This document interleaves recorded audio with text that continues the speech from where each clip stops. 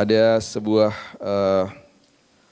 prinsip yang kita mau belajar hari ini, judulnya menawan pikiran kita.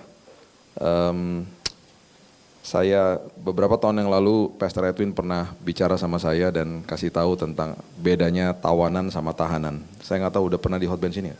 Belum?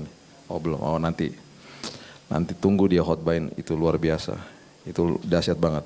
Jadi previewnya aja ya, tahanan sama tawanan. Tahanan itu ada kemungkinan orang itu bersalah ditahan. Kalau tawanan ada kemungkinan dia tidak salah ditawan, berarti apa? Harganya mahal. Ada nilai di balik seorang tawanan, makanya tawanan perang namanya. Nah, Paulus menggunakan sebuah kalimat yang luar biasa. Dia kasih tahu sama kita di 2 Korintus pasal yang ke-10 ayat yang ke-5 dikatakan begini. 2 Korintus pasal yang ke-10 ayat yang ke-5. Kami mematahkan setiap siasat orang dan merubuhkan setiap kubu yang dibangun oleh keangkuhan manusia untuk menentang pengenalan akan Allah. Jadi kami mematahkan setiap siasat orang, merubuhkan setiap kubu yang dibangun sama keangkuhan manusia untuk menentang pengenalan akan Allah. Jadi semua pemahaman lah, inilah, itulah dan lain sebagainya yang dibangun sama manusia terang-terangan menolak pengenalan akan Allah. Kemudian dia katakan begini, tawan pikiran, tawan, kami menawan segala pikiran dan menaklukkannya kepada Kristus. Maksudnya dia begini, betapa berharganya pikiran itu. Kalau nggak ditawan di dalam kebenaran firman, apa yang masuk menentukan apa yang keluar. Tinggal tunggu aja ada tekanan pasti yang keluar aslinya. Dan kita akan melihat dan kita akan terkaget-kaget sama diri kita sendiri. Karena kita masukin semua sampah-sampah, pas nanti ada sebuah tekanan yang keluarnya sampah kita kaget. Kenapa ya gue tadi bisa marah kayak gitu ya, kenapa saya bisa bertindak kayak begitu. Kita akan terkaget-kaget sendiri lah sama diri kita. Makanya saya selalu katakan jangan anggap enteng firman Tuhan. Yang namanya saat teduh, makanya disebut saat teduh itu berarti kita menyingkirkan segala apapun kebisingan dunia untuk saat teduh kalau pagi misalnya bangun pagi untuk belajar mendengar suara daripada Tuhan. Malam juga begitu, belajar merenungkan firman Tuhan. Itu seringkali dianggap enteng sama orang. Akhirnya kebisingan dunia yang menghimpit pikiran kita setiap hari, akhirnya itu yang masuk dan akhirnya itu menjadi nilai kehidupan dan ketika ada tekanan itu yang keluar. Saya mungkin pernah kasih tahu di sini bahwa ada 2 orang yang rebutan masuk pintu tol di daerah Bogor dan dua-duanya keluar dari mobil berantem, satunya mati. Dua-duanya pulang kerja loh.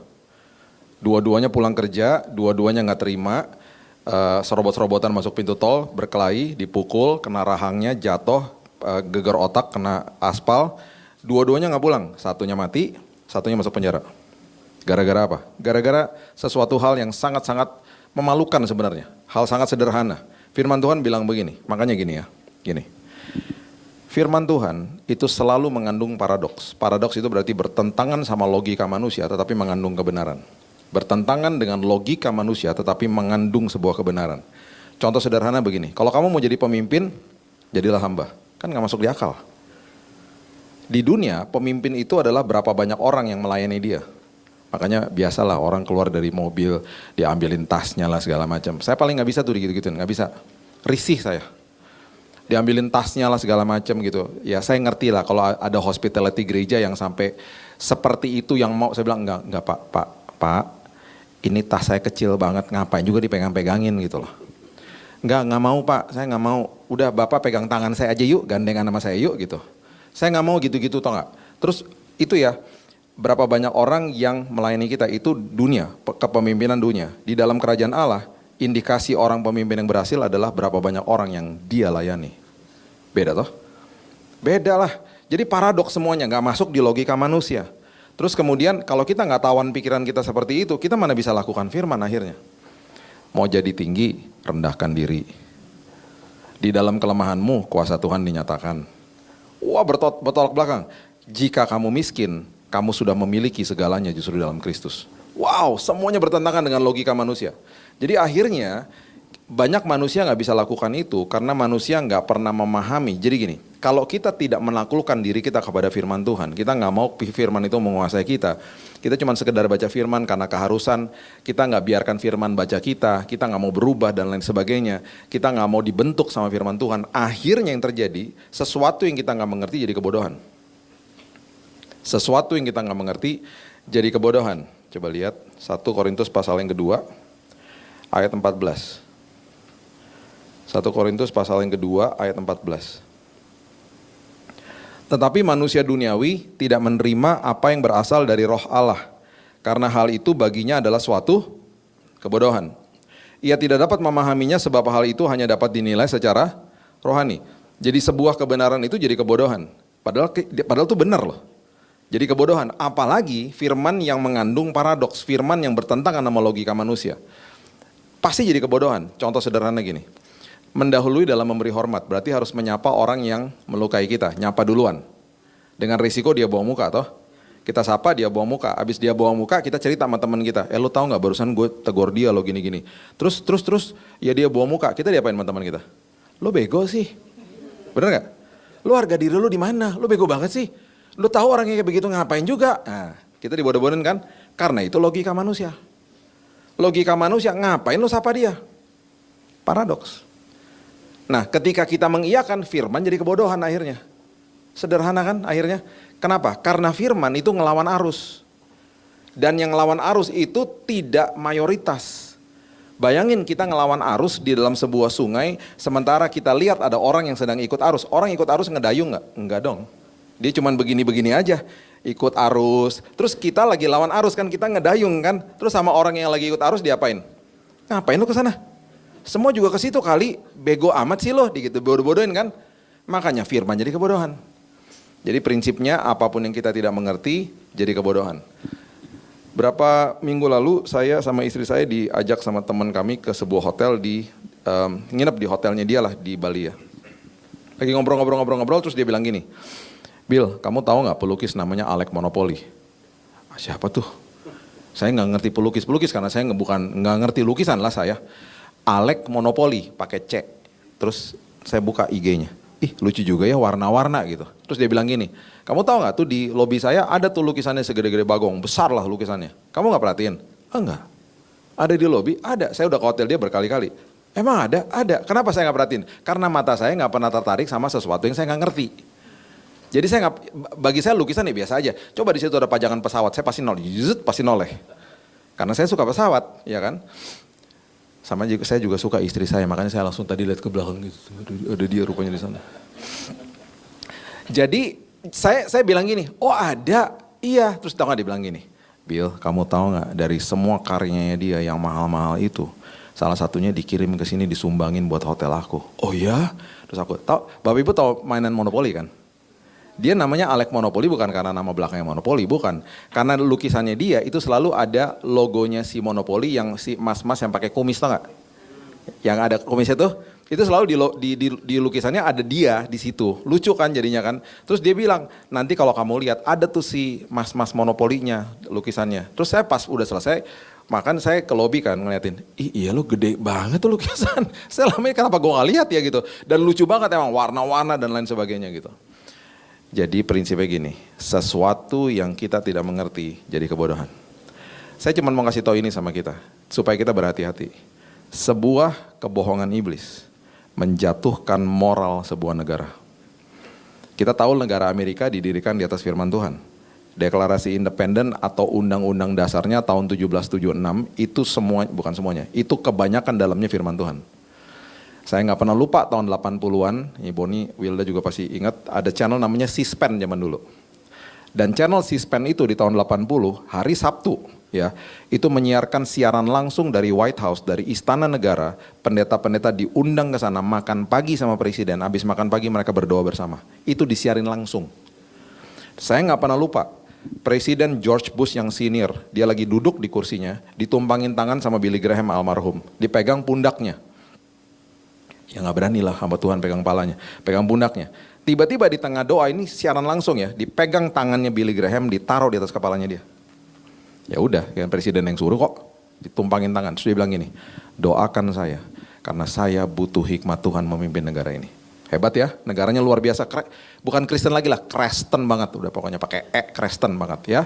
Sampai uangnya in God we trust segala macam, udah negara, pokoknya negara Kristen lah udah. Tiba-tiba ada satu kelompok datang ke Kongres, ke DPR, ke Wakil Rakyat ngomong gini. Kalau kasarnya gini deh, narasi kasarnya gini. Gue mau buat dosa, tolong dilegalkan ya gitu. Itu kasarnya begitu. Dalam kemasan yang sangat indah, penuh dengan manipulasi, mereka bilang begini, karena hak asasi manusia, dan karena kami punya hak atas tubuh kami minta supaya kalau kami aborsi dilegalkan. Itu bahasa ininya lah, bahasa mereka lah. Hak asasi manusia, dan kemudian kami punya hak atas tubuh kami. Bapak Ibu, aborsi dilegalkan. Negara yang didirikan atas firman Tuhan loh. Waktu kelompok LGBT lihat itu, oh mereka nggak mau tinggal diam, mereka juga datang ke Kongres, mereka datang ke komisi, nggak tahu lah komisi berapa di DPR-nya di sana, mereka duduk bersama, mereka audiensi juga, mereka bilang begini, tolong legalkan perkawinan sesama jenis. Kalau kamu legalkan aborsi, kamu legalkan perkawinan sesama jenis. Perkawinan sesama jenis dilegalkan, oh mereka nggak tinggal diam, mereka bilang apa? Sekarang kami mau adopsi anak, tolong dilegalkan juga. Jadi banyak anak-anak diadopsi sama keluarga yang dua-duanya pria, dua-duanya wanita. Dan kemarin kejadian, dua-dua pria itu ternyata pria-pria yang kelainan seksual. Dan anaknya hancur di-abuse secara seksual. Negara yang moralnya udah makin bejat ini, saya beberapa bulan lalu waktu kita lagi mesbah keluarga, saya ngobrol sama istri saya sama anak saya. Saya bilang gini, guys, be careful ya. Saya ngomong sama anak saya yang pertama juga, kamu hati-hati loh. Karena ini udah tipping point. Kemarin puncaknya adalah seorang hamba Tuhan ditembak mati di tengah umum. Kita udah tahu lah kisahnya Charlie Kirk. Nggak semua juga political view-nya dia saya setuju, tapi dia punya prinsip firman Tuhan dan dia salah satu apologet yang luar biasa. Luar biasa sekali. Dan ketika orang, jadi gini, firman Tuhan bilang gini, pemberitaan salib jadi kebodohan toh. Jadi kebodohan, orang udah nggak tahan dengernya, terdistorsi pelan-pelan negara yang cinta Tuhan, yang didirikan di atas firman Tuhan, terdistorsi pelan-pelan. Dan mereka menjadi negara yang memiliki moral seperti itu. Puji Tuhan, hari ini ada kebangunan rohani, karena ada sesuatu yang membangkitkan spirit mereka, sehingga terjadi kebangunan rohani di mana-mana. Puji Tuhan. Tapi kenapa harus terjadi kayak begitu? Itu kan ada jalan yang salah yang ditempuh bertahun-tahun, sehingga terjadi hal kayak gitu. Di tahun 80-an. Ada pesawat namanya Korean Air, dia harus terbang ke Seoul, Korea dari, kalau nggak salah dari Toronto, dari Kanada. Dia masukin autopilotnya salah, koordinatnya lah salah dimasukin. Jadi pelan-pelan pesawat itu mulai deviasi dari jalur yang benar. Kalau tujuan saya adalah mimbar ini, kalau saya berangkat dari sini ya, terus kalau saya kan harusnya ke sana ya, kalau saya tiba-tiba salah jalan saya mau ke sana gitu ya, saya ke sana jadinya ya. Ini pas saya baru keluar jalur di awal-awal nggak berasa Bapak Ibu. Dan kalau balik tinggal begini nih, zret, udah balik udah. Tapi ketika saya lakukan itu berjam-jam, berhari-hari, berbulan-bulan, makin jauh sama titik yang benar. Pesawat Korean Air itu di malam hari yang memiliki 300 lebih penumpang. 300 lebih penumpang. Dan semuanya tertidur di malam hari itu, di ketinggian 12.000 km di atas permukaan air laut atau 36.000 kaki di atas sana. Cruising altitude, pilotnya juga nyantai, kan pesawatnya terbang sendiri. Mereka pelan-pelan masuk ke wilayah udaranya Uni Soviet. Dan di tahun 80-an, Uni Soviet sama Amerika lagi perang dingin. Dan mereka punya satu policy begini, siapapun yang masuk dari benua Amerika itu dianggap mata-mata, karena perang dingin. Mereka nggak peduli, itu mau pesawat apa, mereka nggak peduli. Dan mereka, itu pesawat bukan dari Amerika loh, dari Kanada. Mereka nggak peduli, tapi itu dianggap benua Amerika soalnya. Itu pesawat terbang masuk wilayah udara mereka, masih Uni Soviet, belum jadi Rusia ya. Komando Angkatan Udara Uni Soviet mengirimkan pesawat tempur MiG-21 ke atas. Dan pilotnya sempat bilang sama komandannya di bawah, Pak, ini pesawat komersil. Dia nggak peduli, tembak jatuh. Di tengah malam, 300 orang penumpang yang lagi tertidur lelap. Pilotnya juga nggak tahu apa-apa, tidak ada warning. Pesawat itu hancur berkeping-keping di rudal. Dan 300 penumpang itu sampai hari ini jenazahnya nggak pernah ketemu karena hancur di atas sana. Lihat aja, coba lihat sejarahnya, buka di Wikipedia pasti ada. Korean Air shut down by the Soviets. Kenapa? Keluar jalur pelan-pelan. Itu yang terjadi sama negara Amerika. Ya, puji Tuhan sekarang ada revival, ada kebangunan rohani, tapi kan nggak perlu sampai terjadi penembak-penembakan, gitu loh. Saya cuma mau kasih poinnya gini loh. Kalau sampai sebuah kebohongan iblis bisa menaklukkan sebuah negara, apalagi seorang diri kita. Makanya jangan anggap enteng firman Tuhan. Karena itu adalah makanan yang paling sehat buat roh sama jiwa kita. Saat teduhlah pagi hari. Jadikan itu makanan yang sehat setiap hari. Renungkan firman. Kemarin ada orang tanya gini sama saya. Di sebuah gereja lah. Loh, Pak Billy bawa mobil sendiri? Iya. Gak pernah punya supir? Gak suka Pak punya supir. Oh gitu, kenapa Pak? Kalau saya sendiri itu me time-nya saya. Itu saya paling sering dengar firman di situ. Dan saya dapat banyak banget justru ketika saya sendirian di mobil. Itu saat teduhnya saya di situ. Kalau supir mana bisa Pak, gak enak, saya gak suka ada orang. Jadi macam-macam orang macam-macam kan. Ada yang suka di supir. Kalau saya itu me time-nya saya. Itu momen di mana saya dengar firman di situ yang bisa fokus. Jadi bagi saya mau perjalanan 1 jam ya nggak apa-apa juga, biarin aja. Ya makin banyak lah waktu untuk dengerin firman. Bagi saya puas gitu. Sampai di satu tempat itu kayak dipuaskan gitu jadinya. Ya.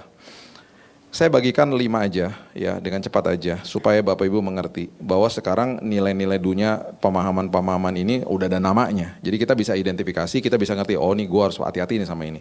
Yang pertama namanya pragmatisme. Amsal 14 ayat 12. Firman Tuhan mengatakan begini. Amsal 14 ayat 12. Ada jalan yang disangka orang lurus tetapi ujungnya menuju maut. Oke, pragmatisme itu artinya begini. Semua yang saya lakukan itu baik, saya anggap benar. Itu bahaya banget. Pokoknya selama ini, gue udah baik-baik aja kok gitu. Kita tidak terbuka sama yang namanya masukan. Kita gak mau dimentor. Kita gak mau denger apa yang orang kata. Dan kita gak sadar setiap kita tuh punya blind spot. Kita punya kekurangan yang kita gak bisa lihat sendiri. Yang bisa lihat itu orang terdekat. Nah kalau sampai dikasih tahu, dengerin. Karena yang baik belum tentu benar. Ini daerah Kedoya ya, betul ya, Bulis ya. Ini Jakarta Barat ya. Oke, saya tinggal di pusat. Kalau tadi saya bilang gini, saya nggak mau ke barat karena jalannya belum diaspal, karena jalannya tidak baik. Saya mau ke timur aja karena jalannya baik. Sampai di Kedoya nggak?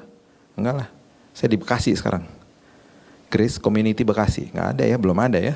Nggak ada lah. Saya sampai ke sana sekarang nih. Karena cuman modalnya, saya mau menempuh jalan yang baik. Tapi ketika modalnya begini. Walaupun jalannya nggak baik, tapi jalan yang benar ke barat. Saya tetap akan jalan ke barat. Sampai tujuan? Sampai. Prinsipnya gini, di dalam kebaikan belum tentu benar. Di dalam kebenaran pasti bawa kebaikan. Carilah dahulu kerajaan Allah dan kebenarannya, bukan kebaikannya. Jadi kebenaran yang hakiki adalah firman Tuhan, udah nggak bisa yang lain. Udah nggak ada yang lain. Makanya firman itu makanan kehidupan udah. Kita masukin terus makanan itu, nanti ketika ada tekanan yang keluar sesuatu yang sangat indah. Apakah ini menyusup dalam kehidupan orang Kristen? Oh jelas, saya kasih kesaksian saya aja. Sebelum saya sakit di tahun 2019, saya adalah orang yang teman-teman dekat saya semua tahu lah. Ini Pastor Edwin Boni, tahu lah dari dulu. Saya ini pemerhati hidup sehat. Makan sehat, olahraga, dan lain sebagainya. Masalahnya istri saya selalu bilang gini, ayo cek darah. Saya nggak pernah mau cek darah, karena saya takut jarum. Jadi saya nggak pernah cek darah. Ada 2 ketakutan yang ada dalam hidup saya. Pertama jarum, yang kedua toke. Tapi karena saya kemarin sakit kanker darah, jadi saya sama jarum udah oke. Jadi saya dipertemukan sama Tuhan sama apa yang saya takut. Saya dipertemukan sama jarum, saya dipertemukan juga sama toke akhirnya. Satu hari, saya lagi baru bangun pagi, saya taruh handuk di kamar mandi saya. Dan biasa kalau orang baru bangun nyawa belum nyatu ya semua ya. Pikiran masih ngawang-ngawang, masih baru ngantuk. Saya taruh handuk, di atas handuk tuh ada dia. Saya nggak langsung kabur karena nyawa belum nyatu kan, baru bangun kan. Jadi kita pelot-pelotan gini. Deket loh. Dia bener-bener di sini saya nih. Terus pikiran saya gini, kenapa cicak hari ini jadi pada gede-gede ya gitu. Pikiran saya gitu, makan apa nih cicak. Terus nyatu kan, kita nyawa nyatu lama-lama gini. Ini bukan cicak nih, ini toke ada tutul-tutulnya, ya kan? Benjerit dong saya. Kibi, ada apa sih? Dia bilang gitu.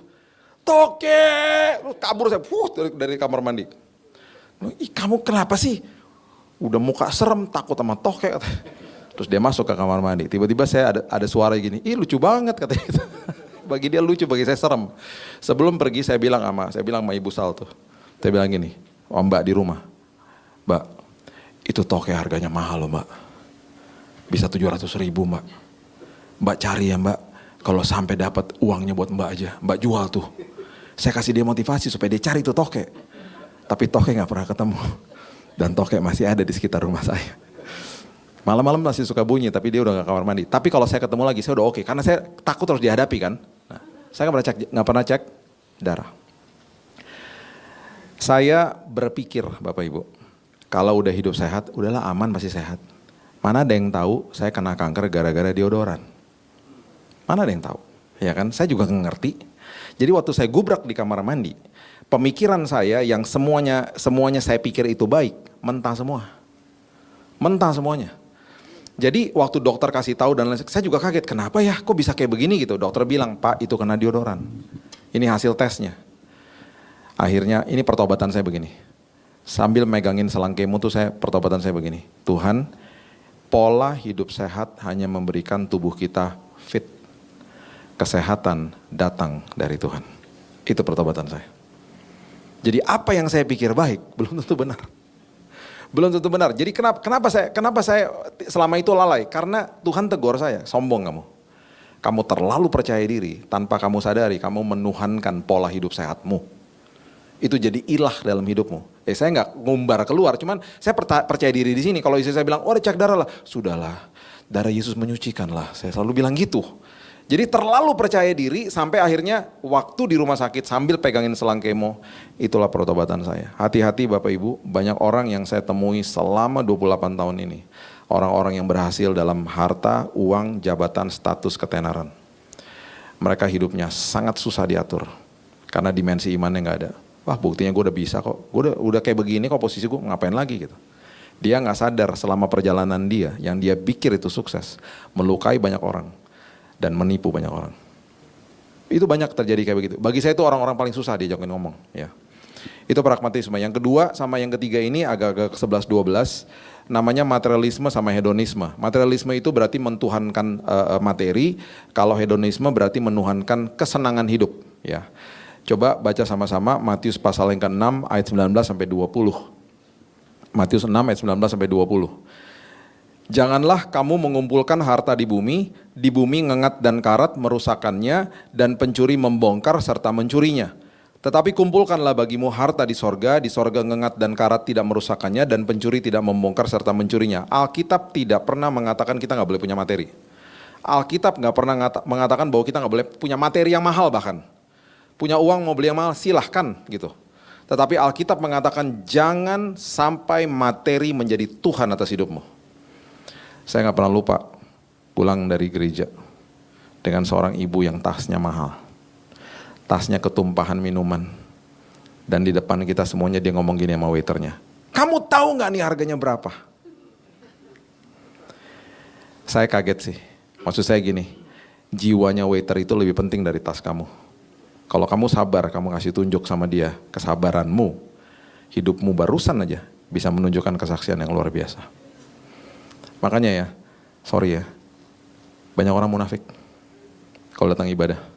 Di ibadah manis-manis, di luarnya nggak begitu. Makanya yang namanya materi itu sangat-sangat bahaya. Saya beberapa tahun lalu nonton seorang yang punya koleksi Lego di Indonesia, banyaknya minta ampun. Lego tuh mahal. Dengan kasat mata aja ya, kalau saya lihat itu mungkin Legonya 2M kali. Dia buat kotak Bapak Ibu, kotak Lego di basement rumahnya. Habis itu YouTubernya diajak masuk ke dalam kamar, dia punya koleksi sepatu ada kali 1000. Dia taruh di dalam ruangan AC, sepatu mahal-mahal.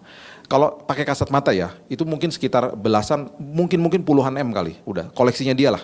Belum lagi baju-baju bola yang ditandatangan sama pemain asli. Jadi itu harganya setahu saya bisa $1000-an, $2000 gitu loh. Dikursin dengan sekarang kan mahal banget. Ini orang masih muda lah. Kalau nggak salah mungkin masih 30-an, saya juga lupa, saya nggak kenal sama dia.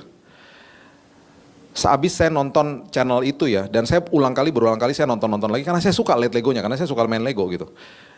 Saya lihat berkali-kali, lama-lama tiba-tiba saya dapat kabar orang ini meninggal. Meninggal dunia. Karena serangan jantung kalau nggak salah ya, saya nggak tahu lah. Pokoknya ada sesuatu penyakit yang mendadak membuat dia meninggal. Saya sempat tanya sama teman saya yang kita nonton bareng. Itu dia apain ya? Dia apain itu mainan Legonya gitu ya? Bilangin saya lagi khotbah Bu kalau ditanyain. Gak apa-apa. Kalau HP nyala ya, terus yang pegang ibu-ibu saya suka kasihan tuh gak? Soalnya kalau ibu-ibu kan suka gaptek soalnya. Jadi saya nggak apa-apa. Saya udah ngalamin, udah itu sih nggak masalah. Saya ngalamin yang macam-macam di kebaktian kaum ibu biasanya. Kaum ibu tuh sampai satu hari ada yang paling parah, seorang ibu di depan ngangkat telepon lagi khotbah. Orang Manado tau gak? Iyo, Pak Billy lagi khotbah, tunggu dulu Jo, nanti saya telepon lagi gitu. Jadi saya diam aja gitu. Dia ngomong keras banget. Pas dia udah selesai, oke nanti ya, oke baik. Terusin Pak Pendeta, terusin. Kasihan tuh ibu-ibu digiring keluar sama petugas ke gereja. Aduh. 1 Timotius pasal yang ke-6 coba baca. 1 Timotius pasal yang ke-6 ayat yang ke-7. 1 Timotius 6 ayat 7. Sebab kita tidak membawa sesuatu apa ke dalam, dan kita pun tidak dapat membawa apa-apa. Wow. Semua kita keluar dari rahim ibu kita. Betul? Nggak ada yang keluar dari rahimnya dinosaurus. Nggak ada. Semua dari rahim ibu. Semua kita dan semua orang di dalam dunia ini ketika keluar dari rahim ibu nggak pakai baju. Setuju? Atau ada yang berani kasih kesan? Oh enggak Pak, saya satu-satunya orang yang keluar dari rahim ibu saya, baju udah lengkap. Nggak ada. Di saat kita keluar dari rahim ibu, kita dibersihkan kan badannya. Diseka ya paling tidak ya. Dimandikan, diseka, diapain lah sama bidan atau sama susternya. Kemudian dikasih baju, betul? Waktu dikasih baju bisa komplain nggak? Mana bisa? Lagi baru kasih baju terus kita gini, seorang bayi gitu, suster bajunya yang lain bisa nggak? Bisa menjerit suster, bisa menjerit. Di saat kita dipanggil pulang sama Tuhan, kembali saat itu badan kita dimandikan lagi dan dikasih baju lagi. Bisa komplain? Nggak bisa. Di peti mati biasanya posisi tubuh begini kan? By the way ya, saya baru tahu ya arti melayat tuh artinya melihat mayat. Coba saya mau tanya deh sekarang yang baru tahu mana? Ayo angkat tangan. Tuh baru tahu loh. Yang lain udah tahu ya. Baru tahu. Yang angkat tangan baru tahu kan berarti kan? Minggu lalu tuh ada yang tahu baru minggu. Karena saya kasih tahu dia minggu lalu. Saya baru tahu loh. Saya senang banget akhirnya. Arti Indonesia banyak singkatan-singkatan. Saya jadi makin curiga sama kata-kata yang lain. Saya makin lihat ini artinya apa lagi yang lain. Melayat, melihat mayat. Make sense sih. Bayangin ya, jenazah di peti mati. Kan orang melayat kanan kiri kan. Tiba-tiba dia ngomong sama orang sebelah, bilangin sama keluarga saya, ini jasnya jangan yang ini, saya gak suka. Terus dia tutup mata lagi, menjerit tuh yang melayat, bubar semuanya. Jadi prinsipnya gini deh, kita masuk ke dalam dunia sama kita meninggalkan dunia, kita gak berdaya. Kita gak bawa apa-apa, kita dikasih baju bahkan. Terus kita mau ngapain sama materi di bumi? Sekali lagi, mau punya koleksi, gak apa-apa. Jangan sampai hatinya ke situ. Hati-hati pokoknya. Saya punya 400 pesawat. Mainan, jangan kaget. Saya suka pesawat kan. Saya punya 400 diecast. Waktu saya sakit, kepikiran nggak pesawatnya? Ya enggak lah. Sekarang saya dalam proses menjual semuanya. Saya nggak mau hati saya sampai mendua gitu pokoknya. Karena saya suka banget soalnya. Makin saya suka banget, saya pikir enggak, saya nggak mau. Dan waktu saya habis disembuhkan Tuhan, udah hilang rasanya juga, udah nggak pengen gitu ya. Nah, sekarang kita bahas tentang hedonisme. Apa yang menjadi kehidupan manusia kalau nggak kesenangan? Karena manusia mengejar kesenangan. Nggak salah loh senang. Kita mengejar senang juga nggak apa-apa gitu loh. Cuman akhirnya kehidupan manusia ketika dia mengalami masalah, orang banyak yang kecewa sama Tuhan. Nah ini sebabnya yang terjadi adalah di 1 Timotius 6, kalau kita mundur ayat 5-6 mengatakan hal yang persis apa yang kita mau bahas. Coba lihat 1 Timotius 6 ayat 5. Percecokan antara orang-orang yang tidak lagi berpikiran sehat dan yang kehilangan kebenaran. Yang mengira ibadah itu adalah suatu sumber keuntungan. Tuh, saya mau ibadah yang penting gue dapat untung. Memang ibadah itu kalau disertai rasa cukup justru memberikan keuntungan yang besar. 1 bulan atau 2 bulan lalu lah saya lupa. Ada seorang bisnismen baru bangkrut. Baru memulai lagi dari nol. Untung dia ngomong, Pak, datang ke tempat saya kita doa ya. Oke, pas lagi ada waktu lagi sama dia, ya udah ayo ke sana. Kita sebentar sana sebelum ibadah. Oke. Tiba-tiba dia ngomong gini, Pak, nanti kalau habis Bapak doain, berarti usaha saya bisa dong Pak ya kayak dulu lagi ya. Idih. Saya langsung ilfil banget tuh, langsung gini, tunggu. Jadi Bapak mau saya doain supaya balik kayak dulu. Terus kalau nggak balik kayak dulu gimana? Oh janganlah Pak. Lah gimana? Terus saya bilang gini, Pak, kalau Bapak punya prinsip kayak begitu, berarti Bapak menganggap Tuhan itu dewa, saya dukunnya. Saya datang, saya jampi-jampi pakai firman Tuhan, begitu Bapak nanti bisa dapat kayak dulu. Nggak mau Pak saya. Nggak mau, Bapak ngerti dulu. Kalau Bapak nggak balik kayak dulu, Bapak ngerti dulu. Harus paham dulu. pengertian tentang firman Tuhan. Teman saya baru bilang dia punya teman beli tempat tidur harganya 250 juta. Tapi tidurnya cuma 2 jam. Sementara dia bilang sama saya, tempat tidur gue di kos-kosan udah kayak papan, tapi gue tidur 8 jam. Yang diberkati yang mana? Yang di kos-kosan tuh. Saya punya teman lagi yang habis tanggal 25 uangnya habis. Dan dia nangis sama saya nggak ngerti di awal, saya pikir dia minta duit. Dia bilang gini, Bill, tanggal 25 sampai awal bulan depan, 5-6 hari, itu gue makan paling enak. Gue ini nangis terharu karena gue mau lihat apa lagi yang Tuhan mau lakukan dalam hidup gue. Nangisnya terharu, kenapa emang? Dia bilang gini, lu tau gak Bill, kan duit gaji gue habis nih, habis tanggal 25 ya, selalu aja ada orang ngajakin makan, ada orang ngirimin makan, sama orang suruh gue jadi WL. Gue kan gak bisa nyanyi Bill, disuruh jadi WL gue dapat PK. Jadi dari tanggal 25 sampai awal bulan depan, itu gue dipelihara Tuhan dan gue makan paling enak di situ. Luar biasa ya.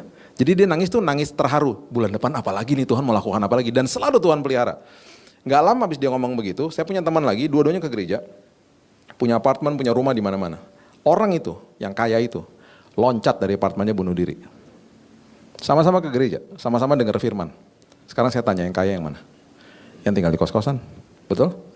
Makanya kesenangan, kalau betul-betul dinikmati di dalam Kristus Yesus, nikmat hidup kita. Jadi jangan kejar-kejar yang ada di dalam dunia, hati-hati yang namanya hedonisme. Yang keempat namanya relativisme. Relativisme itu begini, dilakukan rame-rame dianggap benar. Itu relativisme. Relativisme ya berarti relatif. Menurut kamu benar ya menurut saya, kalau saya nggak pikir benar ya udahlah. Terus makin diperparah lagi ketika dilakukan rame-rame, terus orang pada lihat dianggap benar akhirnya. Itu relativisme. Nah, Yohanes 17 ayat 17 mengatakan begini. Kuduskanlah mereka dalam kebenaran, firman-Mu adalah kebenaran. Firman-Mu adalah, udah gak ada yang lain. Firman-Mu, Injil kasih karunia, Injil kerajaan sorga, gak ada yang lain. Itu sebabnya, menyusup gak ke dalam gereja? Oh jelas lah, kita udah pernah bahas berkali-kali di sini. Kalau misalnya di atas mimbar ngomong begini, Tuhan layakan kami mau datang ke hadirat-Mu. Terus ketika ditanya, kenapa sih kamu doanya kayak begitu? Ikut-ikutan sama senior-senior yang dulu. Jangan dong, dilakukan rame-rame, dianggap benar. Doa syafaat, Tuhan jangan tinggalkan kami Tuhan, gitu nangis-nangis. Waktu kita terima Yesus sebagai juru selamat, kita dikasih materai keselamatan namanya Roh Kudus. Mau kita buat salah kemarin, dia gak pernah sepersekian detik ninggalin kita juga gak pernah. Jadi jangan ngemis-ngemis, Tuhan jangan tinggalin saya, yang ada kita yang ninggalin Tuhan. Banyak orang ninggalin Tuhan. Tuhan tuh bertahta di dalam sini, jadi harusnya bilang apa? Terima kasih Tuhan, Engkau tidak pernah tinggalkan aku. Semua yang ditanya, kenapa kamu doanya, yang kenal, yang saya kenal saya ajak ngomong soalnya. Kenapa kamu doanya kayak gitu sih? Ya karena dengar-dengar yang dulu-dulu semua pada ngomong begitu dianggap benar. Tuhan jadikan kami segambar dan serupa. Udah. Kejadian 1:26 semua orang dijadikan segambar dan rupa Tuhan. Dan itu ketutup aja sama sampah dunia. Makanya ada proses. Proses itu menditok semua sampah-sampah itu supaya gambar dan rupa Tuhan yang ada di dalam sini kelihatan. Saya pernah ceritakan, pokoknya ada seorang kriminal lah ya. Dia pembunuh lah. Dia dikejar, dia pemerkosa terus dia bunuh orang di ruang sidang. Dikejar sama polisi di Amerika. Dia akhirnya masuk ke dalam sebuah rumah ketika dikejar-kejar, ke rumahnya orang Kristen namanya Ashley Smith. Dia tawan itu ibu ditawan selama 7 jam.